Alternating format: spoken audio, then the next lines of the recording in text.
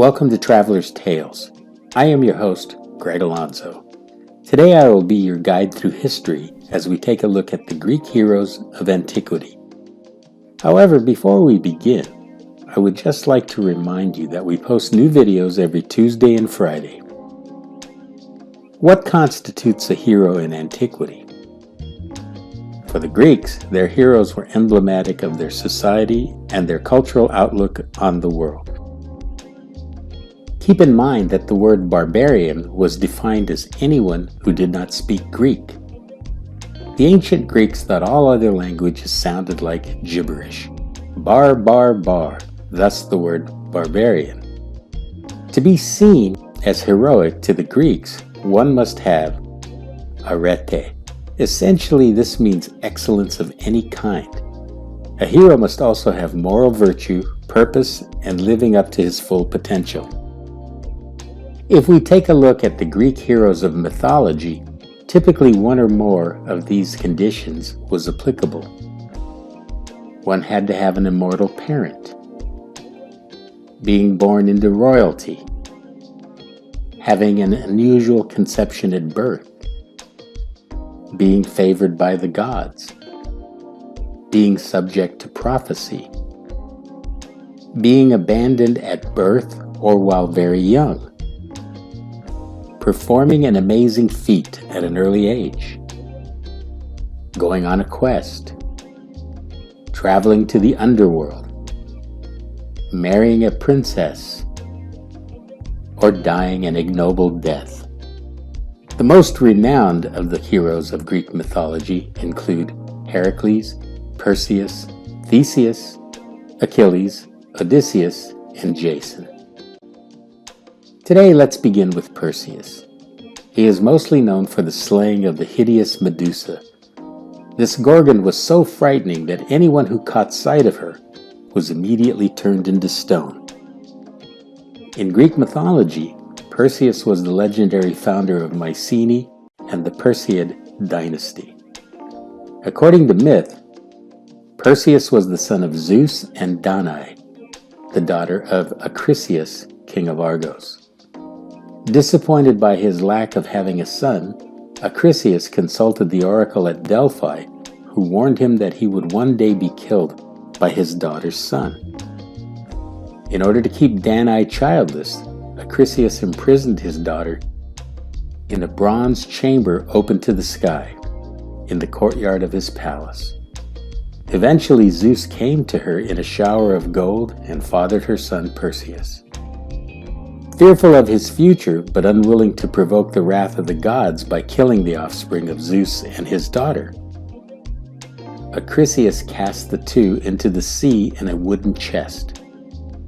Mother and child washed ashore on the island of Seriphos, where they were taken in by a fisherman, Dictys, who raised the boy to manhood. The brother of Dictys was Polydectes, the king of the island. When Perseus had grown to manhood, Polydectes came to fall in love with Danae. Perseus believed that Polydectes was less than honorable and protected his mother from him. Polydectes then decided to send Perseus away in disgrace. Polydectes held a large banquet where each guest was expected to bring a gift. Polydectes requested that the guests bring horses under the pretense that he was collecting contributions for the hand of Hippodamia, daughter of Oinomaios. Perseus had no horse to give, so he asked Polydectes to name the gift and he would not refuse it. Polydectes held Perseus to his rash promise and demanded the head of the only mortal Gorgon, Medusa, whose gaze turned people into stone. Medusa had once been a woman, vain of her beautiful hair. Poseidon, the god of the seas, had sex with her inside a temple dedicated to Athena, and punishment for the desecration of her temple, Athena had changed Medusa's hair into hideous snakes that surprised foes with terrors. Athena instructed Perseus to find the Hesperides, who were entrusted with the weapons needed to defeat the Gorgon. Perseus then sought out the Graeae sisters. These were the three perpetually old women who shared a single eye. Perseus snatched the eye and held it for ransom until the sisters led him to the Hesperides. From the Hesperides, he received a knapsack, which is called a cabysus, to safely contain Medusa's head.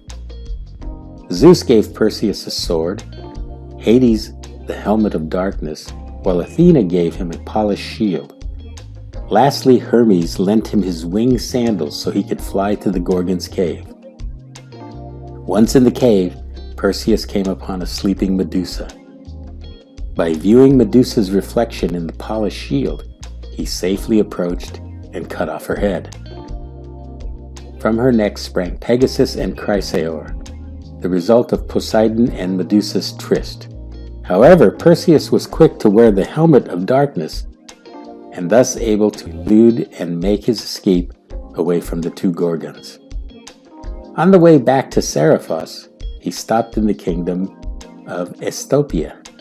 Andromeda, the daughter of King Sisyphus, and Queen Cassiopeia, was to be sacrificed to the serpent Cetus.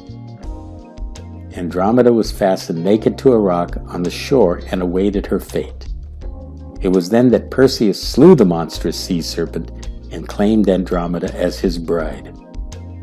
Upon his return to Argos, Perseus sought out Acrisius and slew him with Medusa's head. According to mythology, Perseus, along with Andromeda, founded many cities until they settled in what was to become the city of Mycenae. This is the end of part 1 of the Greek heroes of antiquity. In part 2, we will take a look at your questions and comments. Just as a reminder, we post new videos every Tuesday and Friday. Don't forget to hit the little bell icon to be notified each time we post new videos. For your convenience, we have also posted our email address and Instagram information. Thank you for joining us on this edition of Traveler's Tales. Kartistos.